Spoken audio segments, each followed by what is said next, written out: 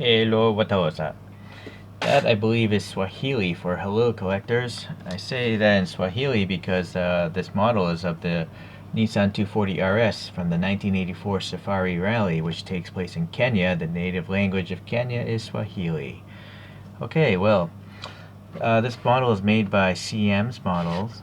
They're out of business now, so it's getting harder to find these things. So I'm trying to get one of each casting before they vanish off eBay forever.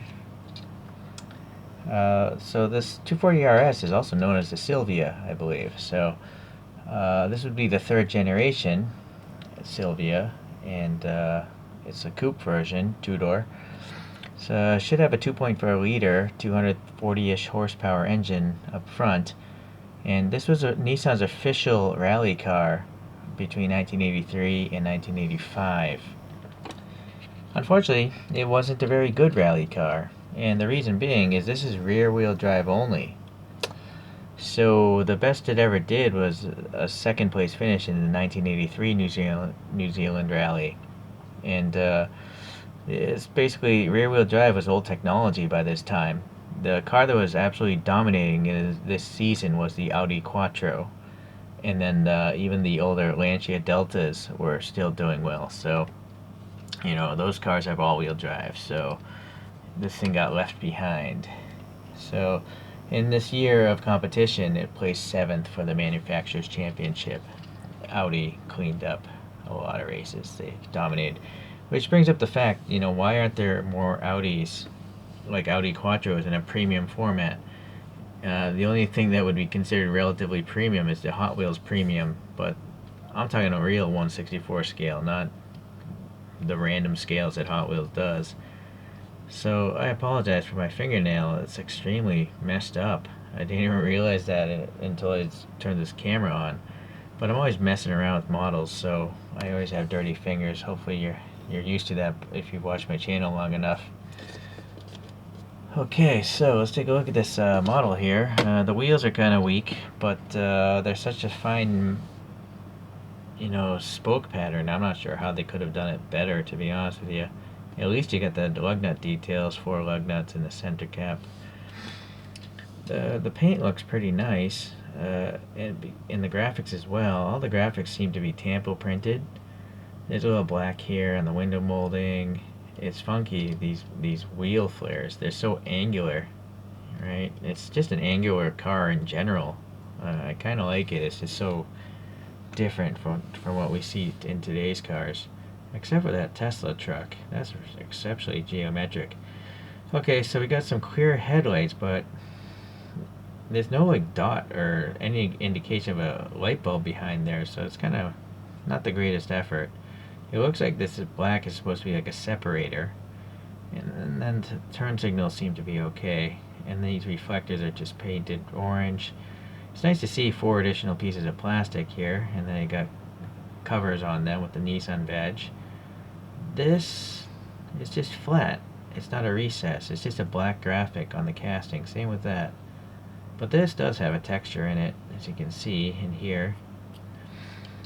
Okay, up here we got a bunch more. But no, I don't know if they should have paint in there or not. I think they must be real vents on a rally car.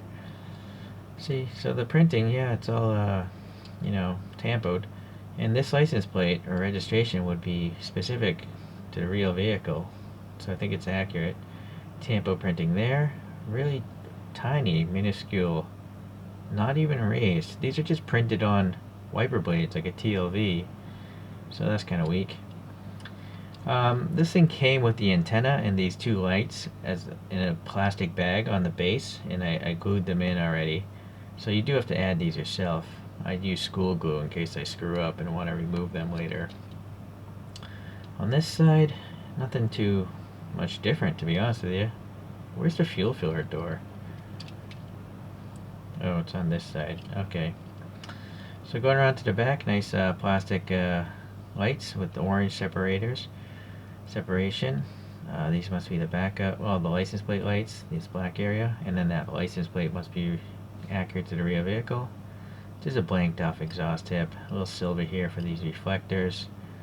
And it's nice to see Nissan printed on these little mud guards. these little plastic mud guards. Okay. Little ducktail wing there. The stripes, a little bit of paint rash going on right there. So this is probably an old model. I wouldn't doubt if it's more than 10 years old. CM's does nothing on the bottom. No brand, no car info, so I put my own stickers on there so I know what this thing is, because I don't display them on the stands. They take up too much space. These are funky tires. I haven't seen these treads before. There's a lot of play in that axle. Interesting. But I guess, well, it doesn't really want to roll either. There's a lot of friction going on. The tires do roll, but just not freely. Okay, well, let's see about this interior. What can we see? There's some black details. Pretty plain dashboard. Oh, well, here on the seat, you can see your red harness. Same on that seat. What about the back? Sometimes they have like a spare tire. I think you can see it. Yeah, see the white? Okay, so it's at an angle. Yeah, so it's a spare tire.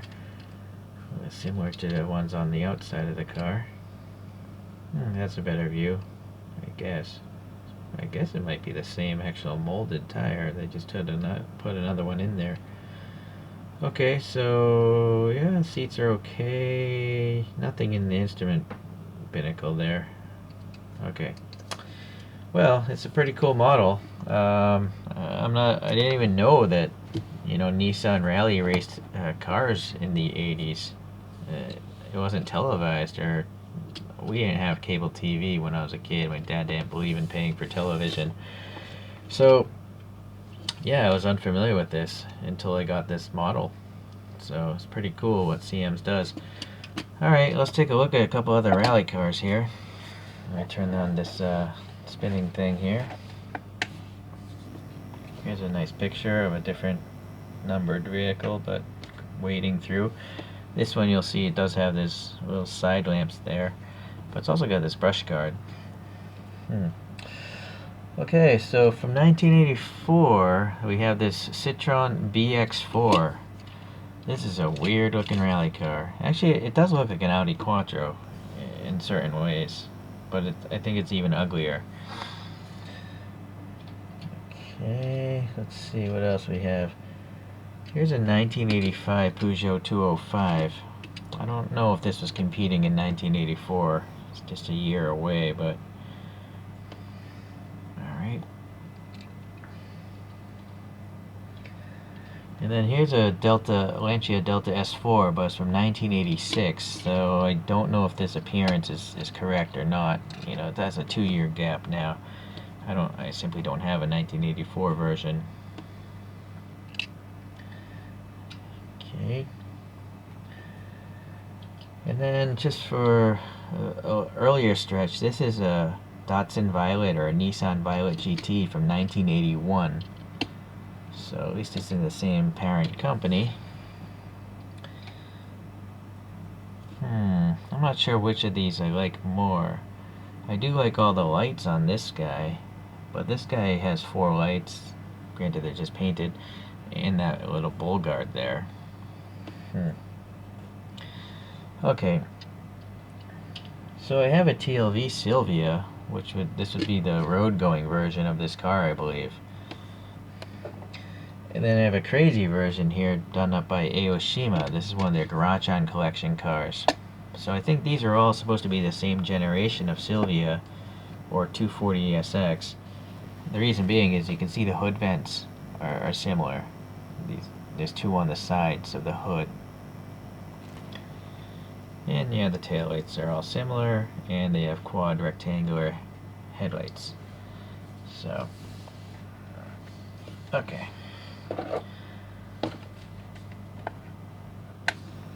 Alright, let's let this guy go for one spin on its own before it enters my display cabinet forever.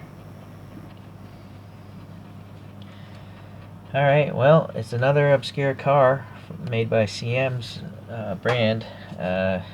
It's fun to discover vehicles you never knew about. And I just have a personal affection towards rally cars. I think they're cool looking with the over fenders and all the extra lights, they look like insects or something. So it's cool for me, even though this car wasn't really successful. I think it's successful as a model to enter my collection. Alright, I appreciate you guys tuning in. We'll see you around.